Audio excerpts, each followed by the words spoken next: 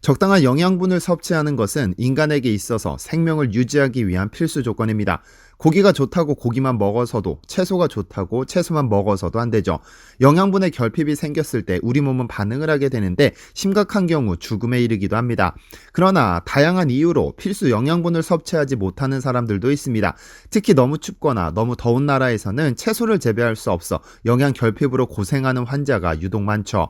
그런데 시베리아 버금가는 추위를 자랑하는 캐나다 오지에서도 한국 기술로 재배한 채소를 섭취함으로써 생명을 연장하고 있다고 하는데요.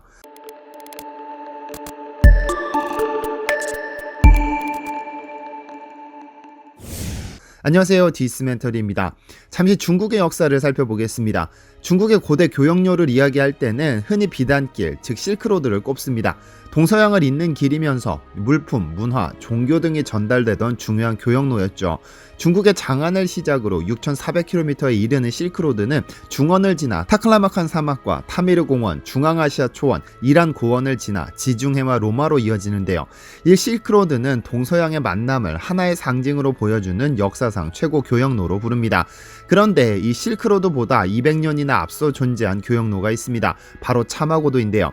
지난 2007년 9월 5일부터 방영된 KBS 다큐멘터리 차마고도는 그동안 베일에 감춰졌던 차마고도의 모습을 생생하게 담아내 엄청난 호응을 이끌어냈습니다. 차마고도란 차와 말이 다니던 오래된 길을 뜻합니다. 이 차마고도는 중국 운남성에서 시작해 티베트, 인도, 파키스탄을 거쳐 비단길로 이어집니다.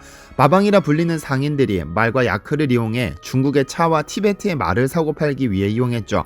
고대나 현대나 국가 간 교역에 있어서 한 국가의 생명줄과 같은 물품이 때로는 무기가 되어 상대방을 멸망시키는 도화선이 되기도 합니다. 티베트의 몰락 역시 중국의 차와 아주 밀접한 관련이 있죠.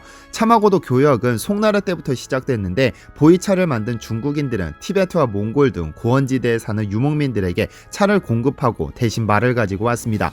세계에서 가장 지구력이 뛰어나다고 알려진 말을 보유한 중국은 기동성 있는 군사력을 유지한 반면 생명 유지를 위해 중국이 전해주는 차가 절대적으로 필요했던 유목민들은 중국이 만든 차에 목숨이 달려 있었습니다.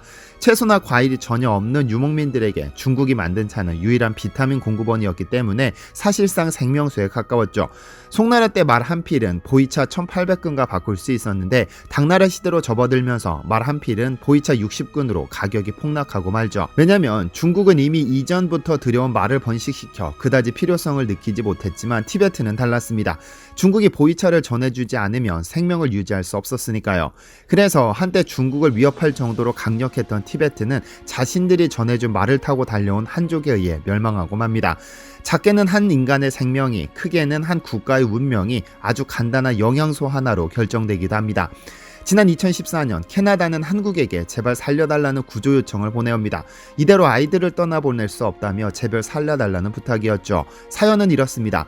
캐나다 중부 매니토바주에 위치한 위니펙, 그리고 위니펙에서 7시간을 까마득히 달리면 오퍼스콰이어크 원주민 마을에 도착합니다. 이 마을에 사는 원주민들은 캐나다인 평균보다 비만과 당뇨, 고혈압 발병률이 2배나 높고 55세 이상 인구만 놓고 보자면 당뇨와 고혈압이 각각 5배, 3배만이 발병합니다. 이 높은 질병률의 원인은 바로 날씨입니다. 1년 중 6개월 이상이 영하 40도를 넘나드는 시베리아 버금가는 추위 때문이었죠. 이런 날씨에서는 마을에서 채소 재배는 꿈도 꿀 수 없어 상추 한 장에 1,000원에 팔립니다. 한 묶음도 아니고 한 장이 1,000원인 겁니다.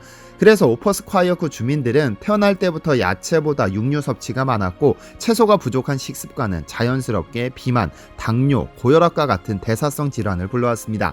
육류 섭취가 많으면 음식물이 에너지로 전환되면서 지방 성분이 혈액에 쌓이게 되고 잡곡이나 채소를 많이 섭취하면 지방 분해를 촉진하는 물질을 만들어냅니다. 그러나 채소를 키울 수 없는 자연환경 때문에 주민들은 대부분 대사성 질환으로 고생하고 있었습니다.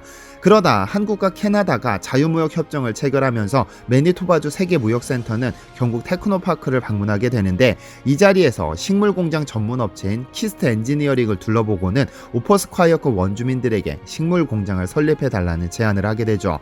그러면서 10대 청소년 중 20%가 소아비만과 당뇨를 겪는다면서 더 이상 아이들을 잃고 싶지 않다고 간절히 부탁해왔고 키스트 엔지니어링은 이들의 요청을 받아들입니다. 이때 한국이 주목했던 건 청경채라는 채소입니다. 배추의 일종인 청경채는 글루코시놀레이트라는 물질을 다량 함유하고 있는데 이 물질은 지방 축적을 억제하고 염증을 낮추는 역할을 합니다. 다행히 오퍼스콰이어크 주민들은 청경채를 주요 채소로 섭취하고 있었기 때문에 이를 안정적으로 생산할 수 있는 재배 기술을 개발하기 시작합니다. 그리고는 청경채가 안정적으로 자랄 수 있는 최적의 생장 환경을 찾기 위해 스마트팜을 만들어 실험에 돌입했는데요. 그리고 불과 몇 개월 후 키스트는 청경채가 함유한 글루코시놀레이트 함량을 2.4배 높이면서 동시에 생산성을 2배로 높여주는 최적의 조건을 찾아냈죠. 말 그대로 슈퍼 청경채를 개발해낸 겁니다. 그리고 이 내용은 농식품 분야 국제학술지 푸드케미스트리 최신호에 게재되면서 학문적으로도 인정받는 성과를 얻었습니다. 향후 캐나다 매니토바 주립대학교는 한국과학기술연구원과 공동 연구를 진행해 슈퍼 청경채 실증 재배에 돌입하게 되고 이후 캐나다 원주민을 상대로 적용 시험을 진행하게 되는데요. 만약 이 슈퍼 청경채가 대사성 질환을 낮춘다는 사실이 임상 실험을 통해 밝혀진다면 실제로 제품 개발에 돌입하게 되죠.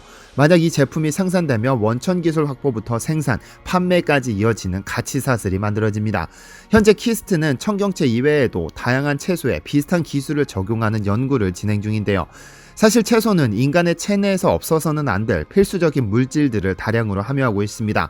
그러나 생육 조건, 환경, 기후, 토질 등에 따라서 함량 성분이 극대화될 수도 크게 발현되지 않을 수도 있습니다. 그러나 만약 스마트팜을 통해 함량 물질을 극대화할 수 있는 조건들을 찾아낸다면 말 그대로 채소 하나만 먹어도 질병을 치료하는 수준까지 도달할지도 모르는 일입니다. 한때 다른 국가들로부터 원조를 받아 간신히 생명을 유지했던 한국은 이제 경제발전과 더불어 다양한 분야의 선진국으로 발돋움했습니다. 특히 스마트팜 분야의 성과가 눈부시죠. 스마트팜이란 쉽게 말하면 선천적으로 식물을 재배할 수 없는 겨울에도 최적의 온도와 영양분 등을 안정적으로 공급해 식물을 재배하는 온실을 말합니다. 그러니 핵심은 온실이죠. 너무 더운 아프리카나 너무 추운 러시아 등은 사실상 채소를 재배하는 것이 불가능하기 때문에 이런 온실의 필요성은 국민의 생명과도 직결될 수 있습니다. 그런데 세계에서 가장 먼저 온실 시스템을 개발해 한겨울에도 봄 채소를 재배해 먹은 것이 한국이 최초라는 사실을 아시나요? 그것도 독일보다도 무려 200년가량 앞서 개발해냈습니다. 500년 조선의 역사를 기록한 조선왕조실록 성종편 제13권에 이에 대한 기록이 남았습니다. 궁궐에서 식물 재배를 담당하던 장원서는 1471년 1월 봄에 흐드러지게 피는 연산홍을 성종에게 올립니다.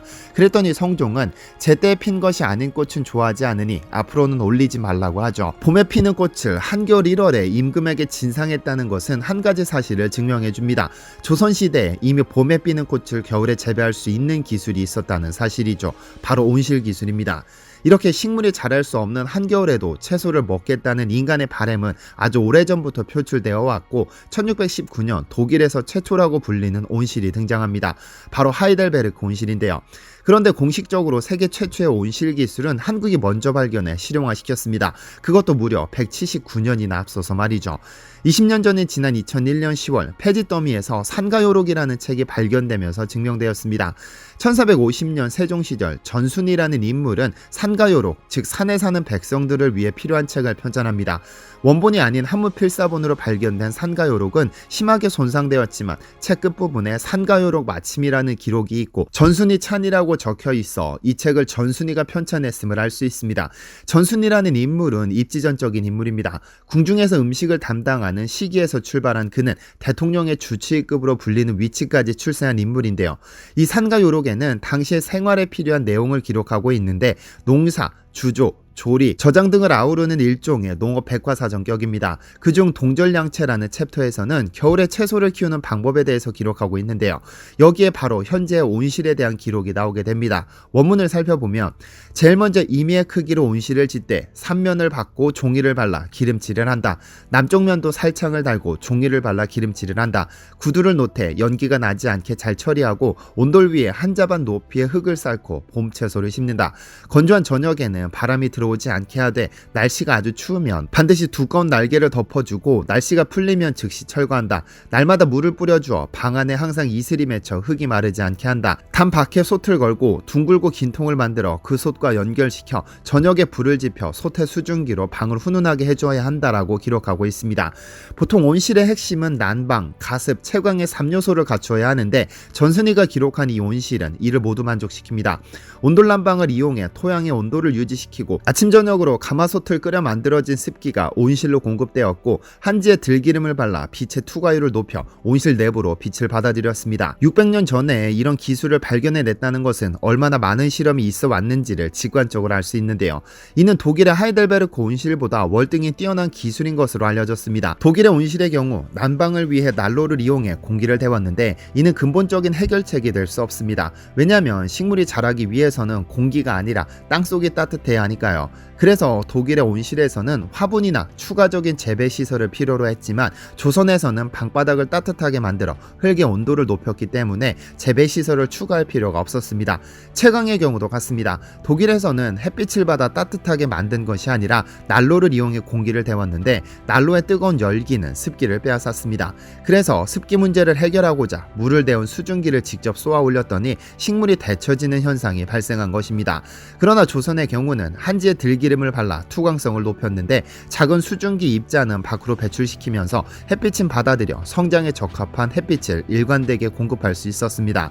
무엇보다 조선 온실의 가장 큰 장점은 환경에 무해했다는 점입니다. 난로를 가동시키기 위해 석탄을 태우지 않아도 되었고 석탄 연소 과정에서 발생되는 유독가스도 없었죠. 오로지 자연이 주는 선물을 현명하게 활용했을 뿐입니다.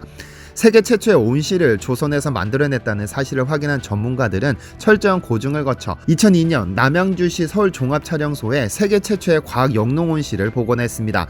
약 8평 규모의 이 온실은 정남향 가장 낮은 쪽이 50cm, 정북향의 가장 높은 쪽이 3m인 경사형 지붕으로 햇볕이 최대한 많이 받을 수 있도록 했습니다.